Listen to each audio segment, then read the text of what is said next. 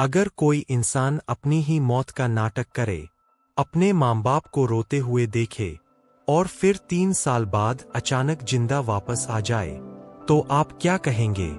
आज की कहानी ऐसी ही एक लड़की की है जिसने पूरी दुनिया को धोखा दिया, लेकिन आखिर में खुद ही उसमें फंस गई। यह कहानी है पूजा नाम की एक लड़की की। पूजा एक छोटे से शहर में रहती थी, पढ़ी लिखी, समझदार और सपनों से भरी हुई। उसके माँ बाप चाहते थे कि वह जल्दी शादी कर ले, लेकिन पूजा कुछ और चाहती थी, आजादी। घर में रोज झगड़े होते थे। माँ कहती थी, लड़की ज्यादा उड़ान भरे तो गिर जाती है। पिता कहते थे, हमें समाज में मुंह दिखाना है। और पूजा बस चुप रहती थी, क्योंकि वह जानती थी अगर बोली तो टूट जाएगी। इसी बीच पूजा की जिंदगी में राहुल आया।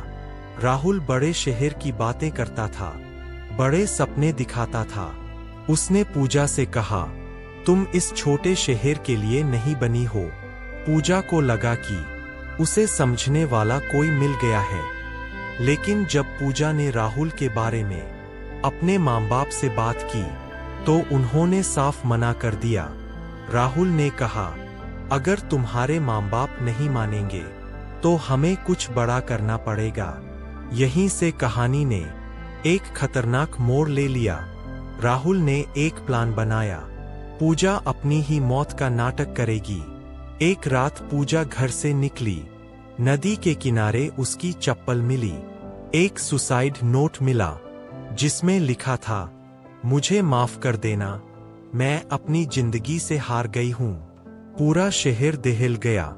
माँ बेहोश हो गई। पिता पूरी तरह टूट गए। पुलिस ने कुछ समय बाद केस बंद कर दिया। पूजा अब सबके लिए मर चुकी थी।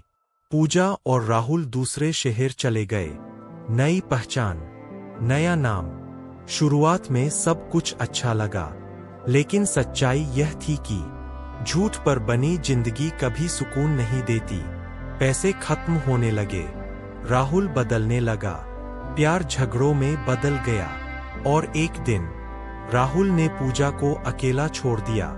अब पूजा बिल्कुल अकेली थी, बिना पहचान, बिना परिवार। एक दिन उसने मोबाइल पर अपने पिता की तस्वीर देखी। वह बहुत बूढ़े हो चुके थे। माँ की आंखों में आज भी वही दर्द था। पूजा रो पड़ी। उसे एहसास हुआ, मैं मरी नहीं थी, लेकिन मैंने अपने माँ बाप को जिंदा मार दिया था।